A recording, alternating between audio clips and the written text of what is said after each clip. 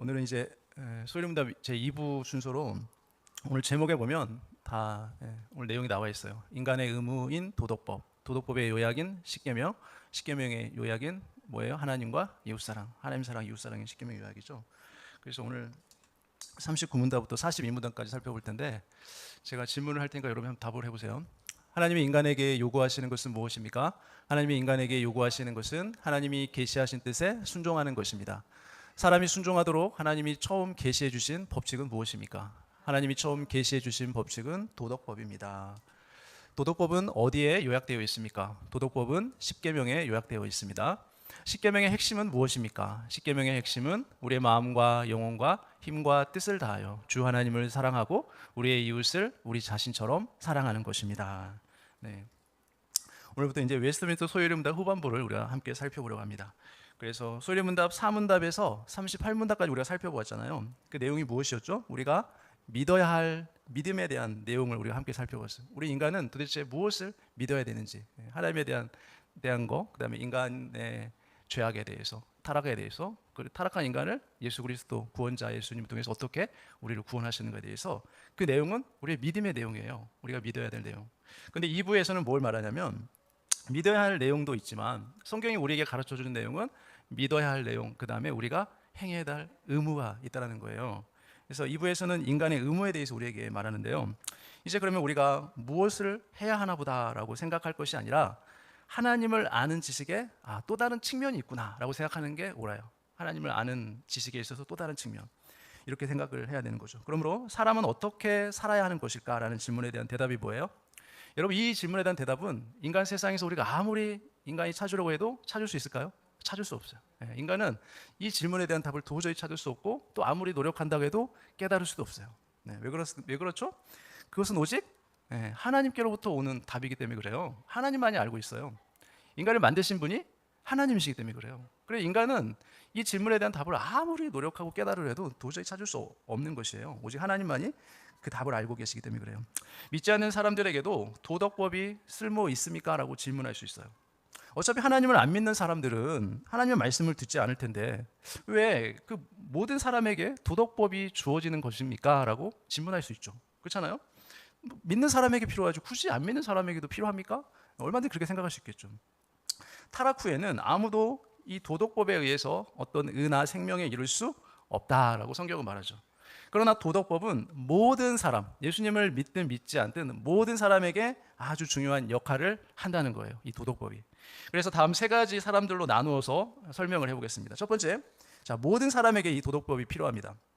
그래서 모든 사람에게 이 도덕법은 하나님이 어떤 분이신가를 알려주심과 동시에 그분의 피조물이라면 당연히 하나님의 거룩함에 어울리도록 지켜 행해야 될 의무가 있다라는 것을 알려준다는 거예요. 이 도덕법이 우리에게, 모든 사람에게. 그러나 한편으로는 그들이 그 거룩함에 얼마나 어울리지 않는 상태인지를 깨닫도록 하고 또 그 의무를 지키는 데는 얼마나 자신들이 무능한지를 보여주게 된다는 거죠. 그래서 자신의 마음과 생활과 언행의 모든 더러운 죄악을 그들로 하여금 더욱 확신하게 하는 역할을 하는 것이 뭐예요? 바로 이 도덕법이라는 거예요.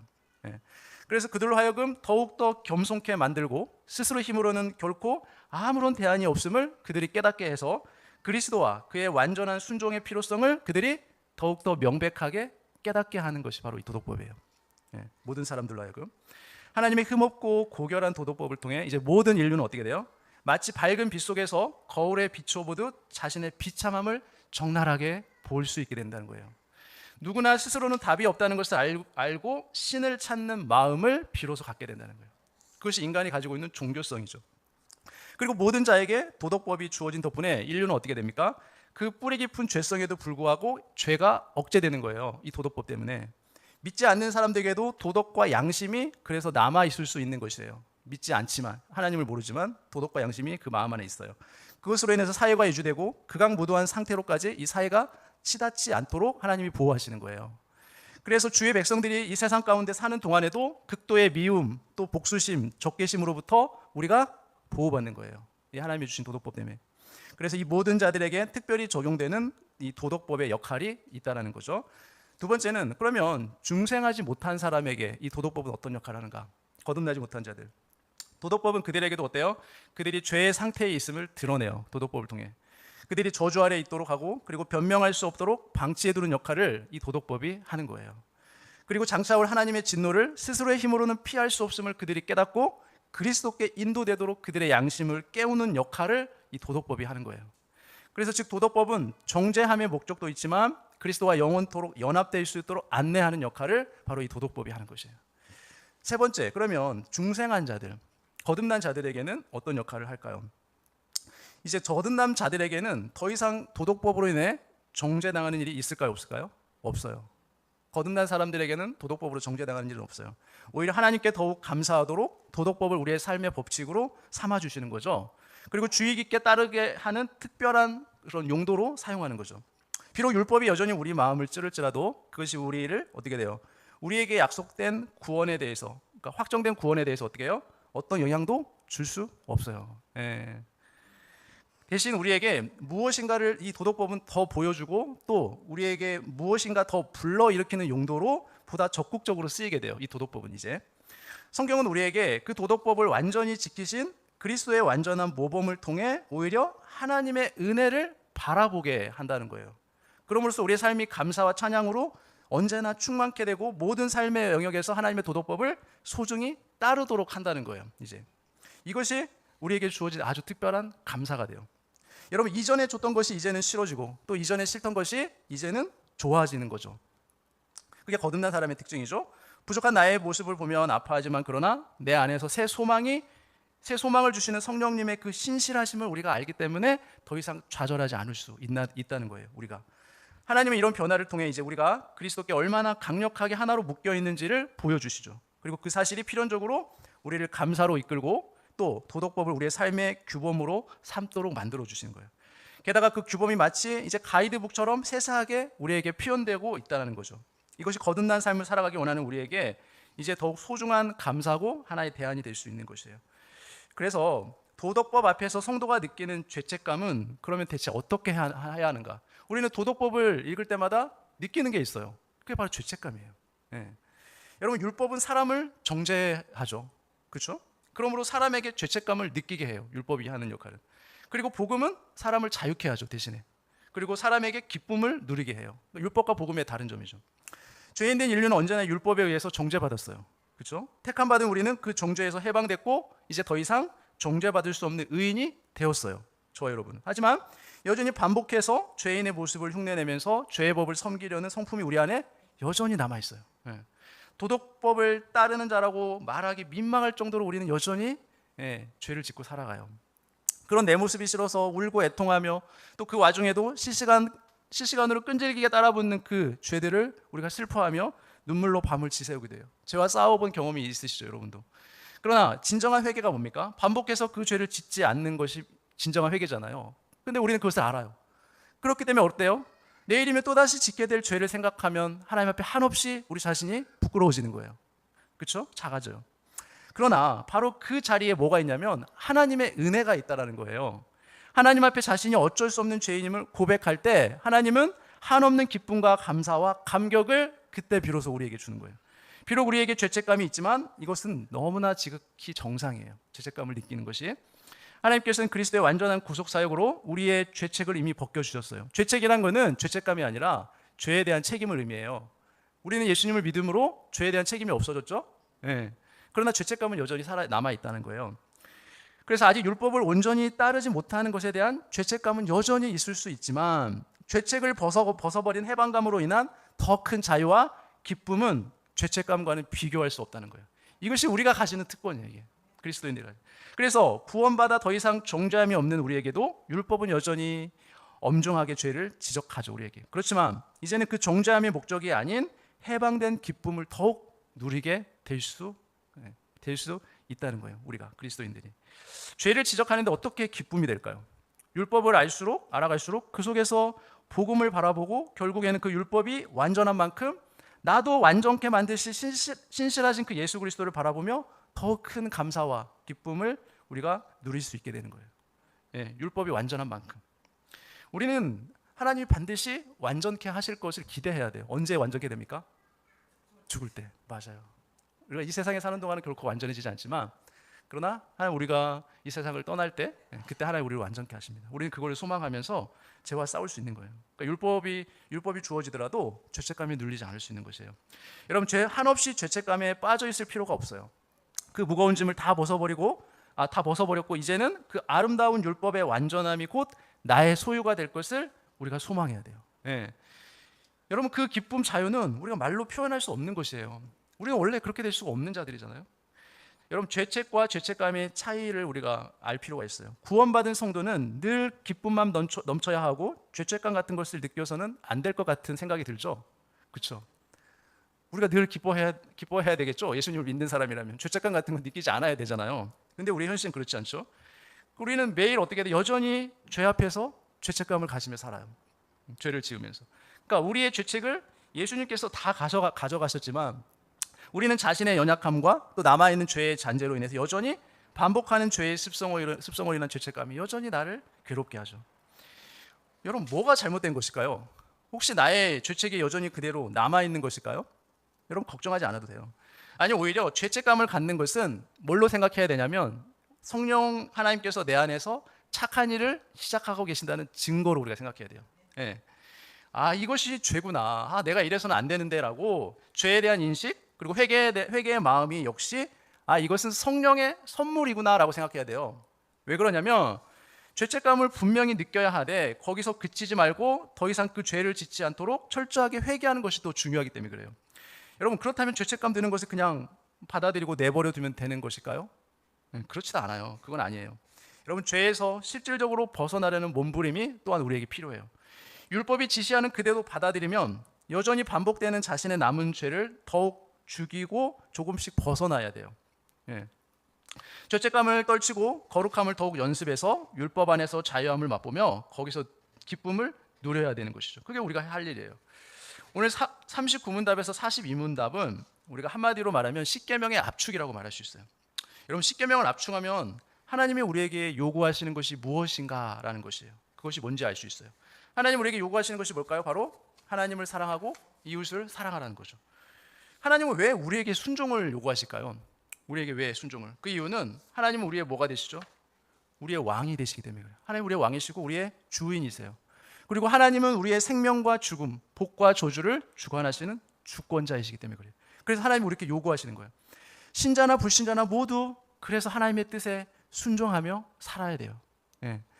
여러분 사람이 가장 아름다운 모습은 하나님의 뜻에 순종하며 살 때 그때가 가장 아름다운 모습이에요. 그러므로 하나님이 계시해 주신 뜻에 대해서 우리는 반드시 순종해야 돼요. 성경에 보면 순종이 제사보다 낫다고 우리에게 말하고 있죠. 하나님께서 계시해 주신 뜻은 바로 도덕법에 담겨 있죠. 도덕법은 십계명과 더불어서 율법을 통해 우리에게 가르쳐 주신 법이 도덕법이에요. 그럼 이렇게 질문하죠. 십계명은 구약 옛날 사람들이 지키던 법 아닌가요? 아니 세월이 지금 몇천 년이 지났는데 아직도 요즘 사람들도 그 십계명을 꼭 지켜야 됩니까? 이렇게 질문할 수 있겠죠. 그렇지 않아요? 예수님이 율법을 다 완성하셨다고 하는데 그럼 이제 우리는 율법을 지킬 필요가 없는 것 아닌가요? 이렇게 질문할 수도 있겠죠. 그렇죠? 자, 이스라엘 사람이 아닌 사람들은 율법을 받은 적이 없는데 어떻게 도덕법을 지킬 수 있냐는 거죠. 그렇잖아요. 우리 율법을 받은 적이 없잖아요. 근데 우리가 어떻게 도덕법을 지킬 수 있어요? 자, 하나님은 율법이 없는 자들에게도 자신의 뜻을 계시해 주셨어요. 어디에 계시해 주셨을까요? 맞아요. 우리의 양심 안에 하나님의 뜻을 분명하게 우리에게 계시해 줬어요. 양심은 마치 마음의 신호등과 같은 거죠. 옳고 그름이라는 도덕적 판단을 내릴 수 있는 잣대를 이 양심이 제시해줘요. 자, 이런 양심의 자격은 이제 시대와 장소를 초월해서 우리에게 존재해 왔어요. 모든 인간에게. 그러나 안타깝게도 인간이 죄를 지음과 동시에 양심이 어떻게 됐어요? 제 기능을 못하고 망가져 버렸어요. 양심이 기능을 상실하고 점점 더러워졌어요. 그래서 하나님이 원래 주셨던 기능을 제대로 기능하지 못하게 된 것이죠. 죄로 오염된 양심으로는 이제 하나님의 기준을 만족시킬 수 없게 된 것입니다. 그래서 하나님은 이 도덕법을 어디에다가 영원토록 변하지 않도록 새겨줬어요. 그게 뭘까요? 돌판이에요. 돌판. 십계명. 두 돌판에 영원토록 기억하도록 새겨졌어요. 변하지 않도록. 그것이 바로 십계명이죠. 자, 십계명은 뭘로 요약된다고요? 하나님 사랑, 이웃 사랑으로 요약된다고 그랬죠. 1계명에서 4계명은 하나님을 사랑하라는 거죠. 5계명에서 10계명은 이웃을 사랑하는. 그런데 여러분 이 사랑에도 우선순위가 있죠. 하나님보다 앞서는 거, 하나님보다 더 사랑하는 것은 합당하지 않다는 거예요. 하나님 사랑이 인간 사랑보다 더 우선하죠. 그렇죠? 예. 하나님은 가장 최고로 또 가장 많이 가장 첫째로 사랑해야 할 분이 바로 하나님이세요. 네. 우리가 사랑과 영광, 감사, 기쁨을 돌려야 할 존재는 오직 하나님 한 분뿐이시라는 거예요. 그 다음이 이웃 사랑이에요. 하나님 사랑이 먼저고 그 다음이 이웃 사랑이에요. 우리가 이거를 우선순위가 바뀌면 안 돼요. 네. 그 이웃 사랑의 대상은 누구예요? 바로 우리의 가장 가까운 우리의 배우자가 될 수도 있죠. 우리의 가족, 또 우리의 같은 교회 성도, 우리의 모든 단체든 직장이든 동료가 될 수 있겠죠. 그 모든 사람이 이웃이에요. 자, 이렇게 말하는 사람도 있어요. 아니, 자기 자신도 사랑하지 못하면서 어떻게 이웃을 사랑할 수 있습니까? 라고 말하는 사람이 있어요. 그렇잖아요. 먼저 당신 자신이나 사랑하세요라고 말할 수 있죠. 여러분, 죄로 타락한 인간은 본능적으로 자기 자신을 가장 사랑하게 되어 있어요. 사랑하지 말라고 해도 인간은 자기 자신을 가장 사랑해요. 그러므로 먼저 자기를 사랑하면 이웃도 사랑할 수 있다는 생각은 잘못된 생각이에요. 네. 진정한 이웃 사랑은 어떤 것일까요? 소극적으로는 나에게 좋지 않다고 생각되는 일은 다른 사람에게도 하지 않는 것이에요. 그게 소극적으로 사랑하는 거. 적극적으로 사랑하는 건 뭘까요? 나에게 좋다고 생각되는 일은 다른 사람에게도 하라는 거예요. 그렇게. 예. 여러분, 이웃 사랑의 원리는 예수님도 가르쳐 주셨어요. 대접을 받고자 하는 자는 어떻게 하라고요? 맞아, 대접하라고 그랬어요. 너가 대접을 받고자 하면 너가 남을 대접하라. 예. 주는 자가 받는 자보다 복이 있도다. 그게 예수님의 우리가 가르쳐준 원리였어요. 그러나 실제로 우리는 아무리 노력을 해도 제대로 이웃을 사랑할 수 없는 무능한 우리 자신을 발견하게 돼요. 그렇죠? 여러분, 사랑을 해보려고 해보세요. 우리는 결코 그럴 수 없다는 것을 너무나 절실하게 발견하게 돼요. 그래서 우리에게 뭐가 필요하다고요? 복음이 필요해요. 그렇죠? 예수 그리스도 필요하죠?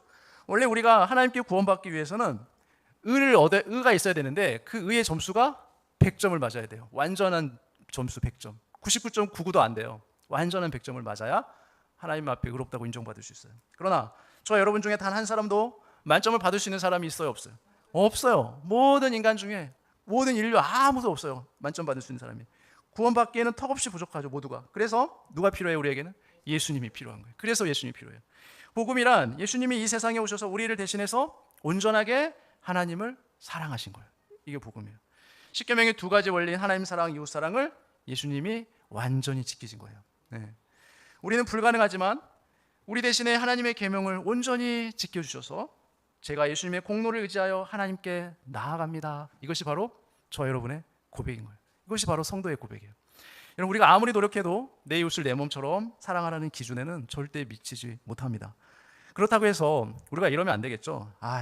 해도 안 되는 거 그냥 조용히 살자. 관심 끄고 그냥 조용히 살자라고 생각하면 돼요, 안 돼요? 안 돼요. 하나님은 그걸 원하시는 게 아니에요. 성도들은 예수님을 처음 믿고 난 이후에 이제 삶을 마감할 때까지, 이 세상을 떠날 때까지 끝까지 우리는 어떻게 해야 돼요? 하나님이 우리에게 제시하는 그 기준을 향해서 달려가야 돼요. 끝까지. 하나님이 우리에게 요구하시는 것은 뭡니까? 하나님과 이웃을 온전히 사랑하라라는 거죠. 그러므로 우리는 지금은 우리가 하나님과 이웃을 온전히 사랑하지 못하지만 뭐가 우리에게 덧입히면 하나님의 은혜가 맞아요. 하나님의 은혜가 있으면 가능해요. 하나님 우리에게 은혜 주시면 우리는 사랑할 수 있어요. 우리의 마음의 소원을 하나님이 주신다 그랬잖아요. 맞아요. 가능해요. 우리 자신은 불가능하지만 하나님으로서는 가능해요. 하나님 우리에게 은혜 주시면 우리는 점점 더 내 이웃을 사랑할 수 있도록 우리 마음을 하나님 바꿔주세요. 하나님을 사랑하고 이웃을 사랑할 수 있도록 주님께서 우리 안에 역사해 주실 것을 우리가 믿고 그렇게 노력하며 살아가는 것이죠. 여러분, 이런 복된 삶을 살아가는 저와 여러분 되시기를 예수님의 이름으로 축원합니다. 기도하겠습니다. 하나님 아버지, 주의 은혜를 감사합니다. 하나님께서 저희들을 하나님의 아들 예수 그리스도를 보내주심으로 아무런 소망이 없고 비참하게 살아갔을 저희들, 죄와 사망과 그렇게 어둠 가운데 살아갔을 저희들을 구원해 주신 이 놀라운 은혜, 또 구원해 주신 이후에 우리에게 말씀하신 그 기준을 따라서 하나님을 사랑하고 이웃을 사랑하라는 하나님이 주신 그 기준을 따라서 더 우리가 힘쓰기를 원하는데 우리에게 능력이 부족하오니 하나님께서 우리에게 은혜를 더해 주시고 성령 하나님이 우리의 마음의 소원을 늘 부어주셔서 그렇게 주님의 말씀을 따라 사는 것이 우리가 이 땅을 살아가는 가장 복된 삶임을 더욱더 깨달아서 그렇게 힘쓰며 살아가는 저희들 모두의 삶이 될 수 있도록 우리 삶을 축복하여 주옵소서. 모든 것 예수님의 이름으로 기도합니다. 아멘.